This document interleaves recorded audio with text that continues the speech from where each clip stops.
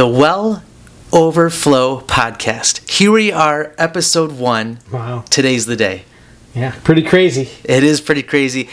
My name is Andy Ferguson. I'm the worship pastor here at the Well Church in Brighton, Michigan. Sitting next to me, Pastor Jeff Waterman. How are you today? Doing well, Andy. How are you? I'm great. Thanks for having me here. Thanks for being here with me. And, Jeff, we are doing a podcast. Why? Why are we doing a podcast?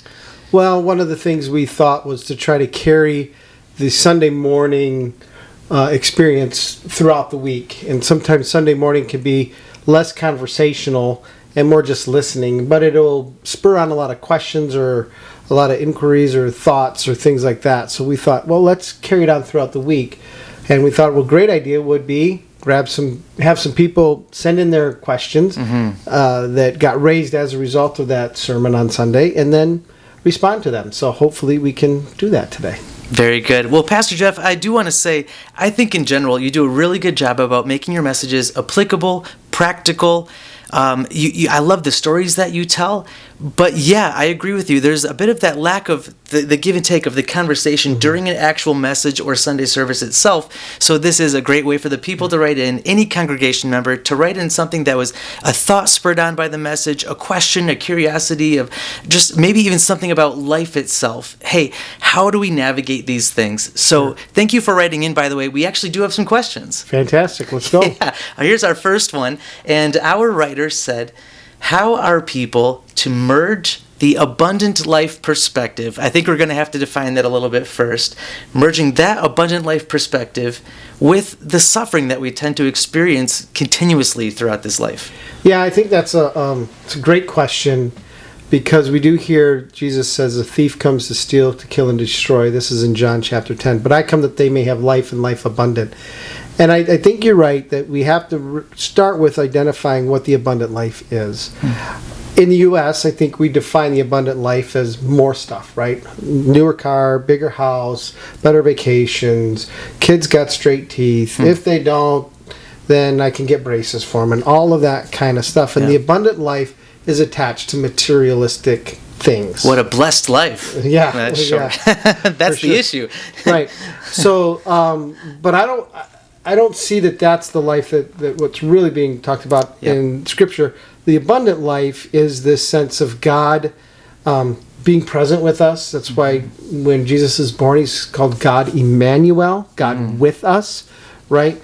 And so the concept that he will never leave us, he'll never fail us, he'll never forsake us, he will work all things out for our good. He walks with us through the valley of the shadow of death. We see this idea that the abundant life is a life lived in relationship with God. And that's really what Jesus brought to bring, right? He brought to bring this concept that we now no longer need a high priest. We no longer need to go through a sacrificial system, but we can approach God unobstructed. We don't have to go through mediator. We can go directly to him and call him Abba, Father. So the abundant life is living in that relationship.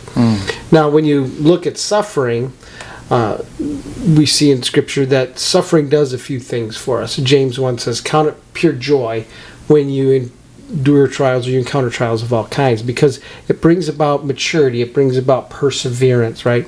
And so a lot of times what happens in suffering is we get ourselves, or we find ourselves into a situation where we can't get out of it. You know, I know it's popular to say, oh, God won't give you any more than what you can handle. Well, the whole gospel is about the fact that we're in a world where we can't handle it. We need a Savior.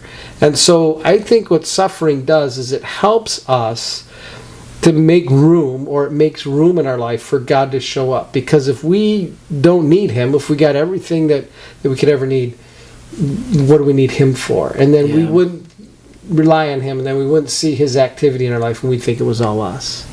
So just this past summer, you actually went on a sabbatical across the world. I was going to say country, but across the world.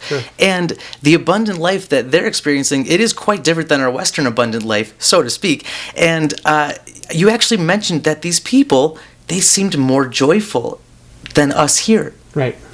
Yeah, and as I've taken people on other mission trips, that's a common idea, is that when you see people in less fortunate situations than what you are, people will say, they don't have much, but they seem so happy. They seem, so the abundant life can't be attached to material things, because one of the problems that we have is what Jesus says: it's easier for a camel to go through the eye of a needle than a rich man to enter the kingdom of heaven. And that's because we don't need God here. If we get sick, we go to the doctor. If we have a car breakdown, we go to either buy a new one or go to a mechanic, or whatever. We need money, we go get a job.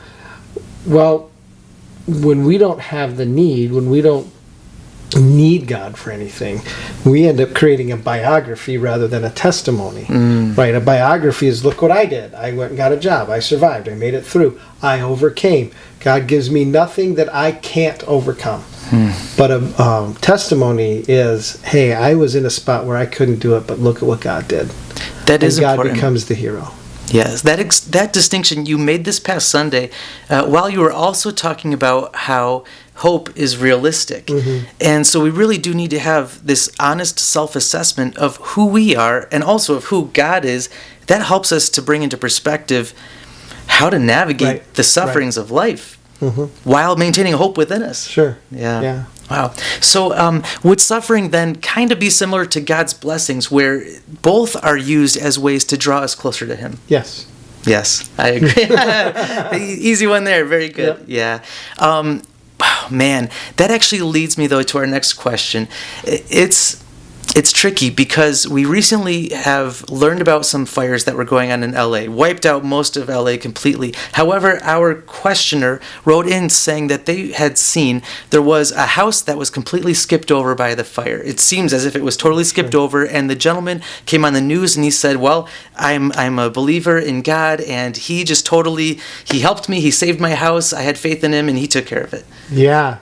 Which sounds great if your house was saved. Yeah. What about the neighbor down the street? What about the guy down the street that he's looking at there going, well, what about my house? I have faith. I prayed. I did all this stuff, and my house was wiped out. And here's the problem. The answer, or the concept that we're struggling with, isn't going to have a really clear answer. This kind of idea at the pool of Bethesda story in the Gospels, where Jesus goes to the pool, there's all these people wanting to jump in and be healed, and he picks one guy out of the whole crowd to heal. Why didn't he heal the whole crowd? Right. And the answer is, I don't know. The answer, I think, comes out of Job, where it says, my ways are not your ways, my thoughts are not your thoughts, right? So we have this idea that what we wrestle through as Americans is we wrestle in the why and the how. Why does God do this, and how does God operate? Because that's where we want to live. We want to live in that world. We want to know, right? Yeah.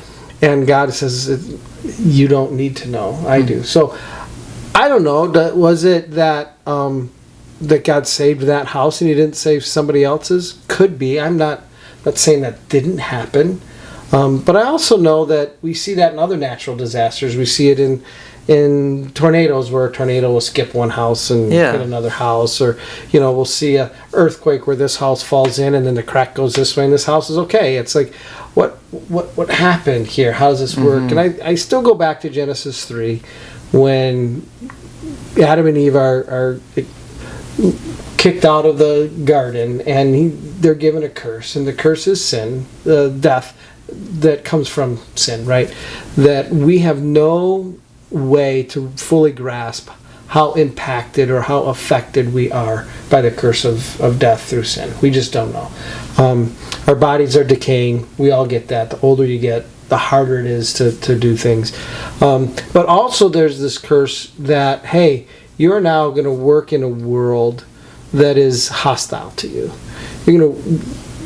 Adam gets told, now he's going to go and he's got to contend with weeds and thorns and thistles and all that as he's trying to plow. So the world all of a sudden becomes hostile. And so was it simply a thing where that's how fires work? It jumped the house? Was it simply a thing where God put his hand over and said, for whatever reason, I'm going to save this house but not that one? It could be any and all of those things. And the issue is... I don't know. Okay.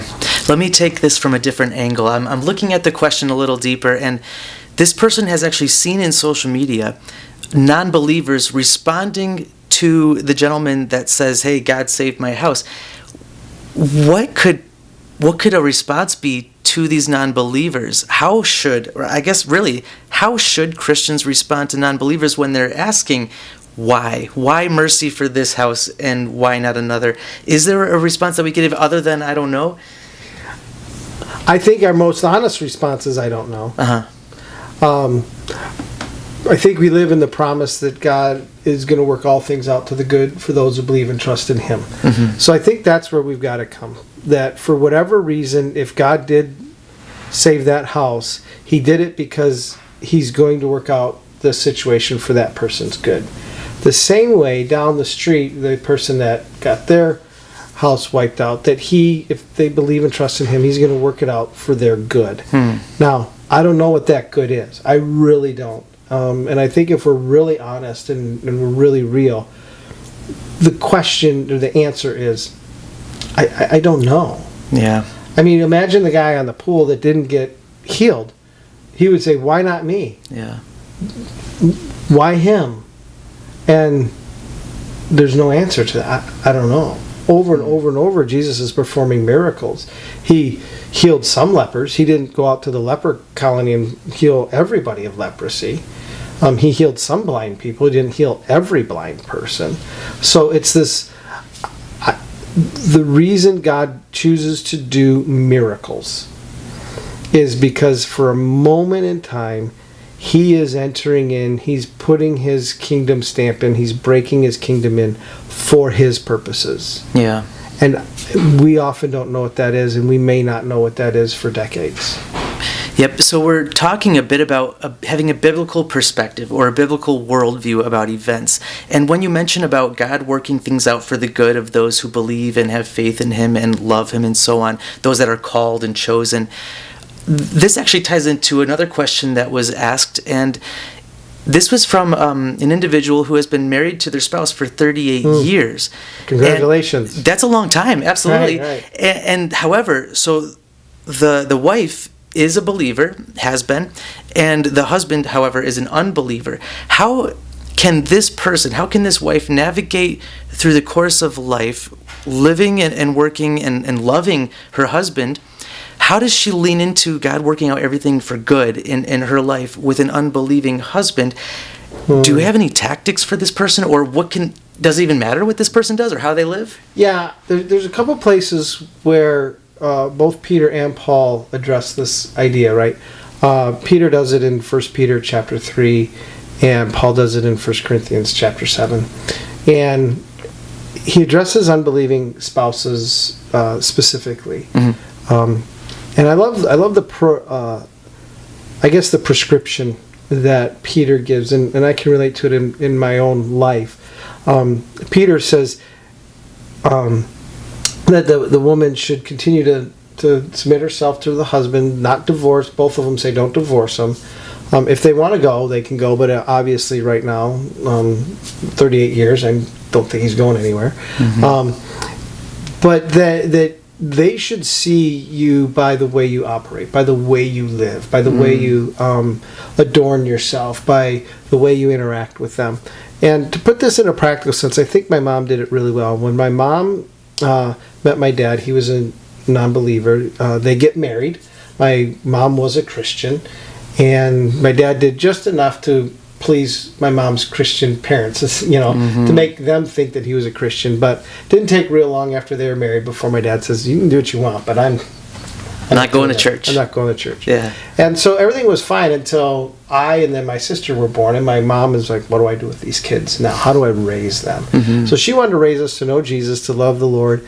So she starts taking us to church, and he was okay with that to a certain extent.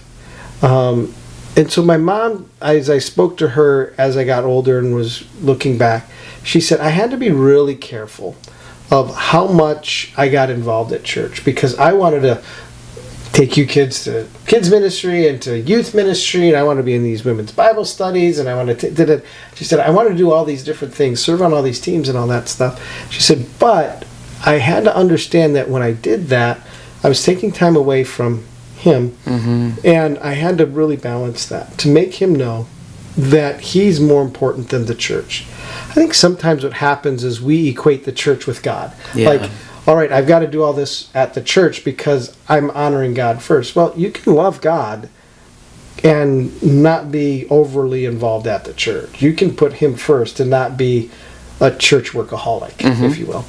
So what that does is it shows that husband, that non-believing spouse, that they're still very important. They're still top of the priority list. And then that, we're told, Paul says in 1 Corinthians 7, he says, you don't know, wife, if you'll save your husband. Yeah. And it's not that the salvation of your husband is on your shoulders, because he uses this language other places where he says, I become all things for all people. This is in 1 Corinthians 9. I become all things for all people. So by all possible means, I might save some. Paul's not saying he's doing the saving, Right. but God's doing the saving through him. And so we have to be careful that the spouses don't think, oh, their salvation is on me. Yeah. No, what's on them is living a life that shows the confidence that, hey, God is at work here. God's sovereignty is at work. I don't know his timing. I don't know what's going on. And he might use me and as well as others to bring my husband into the fold. So what's up to me is to live a life that honors my husband. I love my husband. And I don't put the church in front of him. Yeah. And I adorn myself in a way that is appealing to him. And I think that's the prescription. We just have to put our trust that, that's why Jesus came. Jesus came to introduce the gospel, to give us the good news, and then to empower his people to have a kingdom impact on those around them, including their spouses. So, to wrap up just that little bit for this particular person, because I'm sure she's wrestled through this many, many years of her life. Is it really just about her living a life that is a good, godly example, and then God can just simply use that, hopefully, to save her husband? Is that really all there is to it? I think that's all we can do. Peter says that the unbelieving spouse or the person that doesn't obey the word isn't going to get saved by a word, and he goes into this behavior. And the theme that connects all these questions that we've talked about today is this whole concept of God's sovereignty. Yep.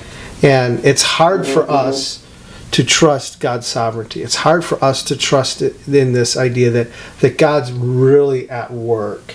The sin of Genesis chapter 3 isn't eating the fruit. It was, if you eat this fruit, God knows you'll be just like him. And that's the tension we've been operating on, that we want to know the why and the how, that we want to tell God what he needs to do for us, that we want to put ourselves on the throne, and we want him to operate according to our goals, desires, and wishes, rather than allowing him to align us to himself, which is really what prayer is about. Prayer is about aligning how we see this world to how God sees this world, aligning our goals, beliefs, desires to his goals, beliefs, desires, and then living that out in a day and trusting him that he's going to do what needs to be done. He is holy, he is righteous, he is pure, he is just, he is loving, he is merciful, he is gracious, and trusting in that.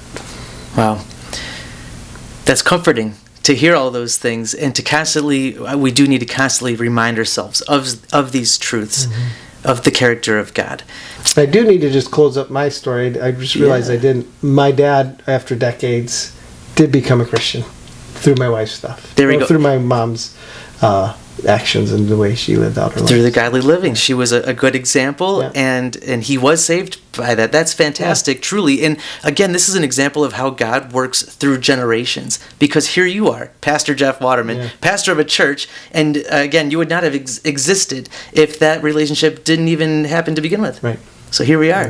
That's fantastic. I do want to say that we've answered a number of questions here. I don't want to say that we've answered them. We've addressed a number of questions here, and there might be more in the future. So please do write in some more. We've talked about the sovereignty of God mainly. That's like the blanket statement, to have an honest assessment of ourselves as well as an honest assessment of who God is. And if we can have a proper understanding of the piece of the mosaic of life that we actually live in, it might help us to then understand understand how to navigate through sufferings and trials, but still maintaining the hope that we have. Sure. Yeah. Yep.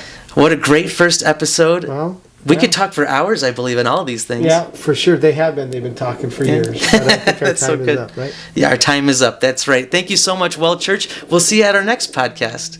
All right, we'll see you next week. Have a good one. Have a good one.